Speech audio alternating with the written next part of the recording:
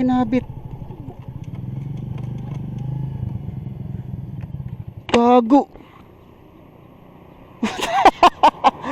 Guys, putol na guys.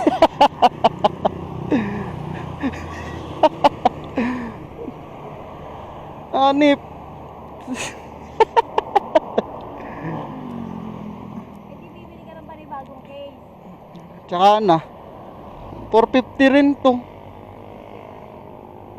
Gago. Mainit yan. Dapat kasi goma. Hindi, yung dati nakalagay ito dito, maalog na pala to.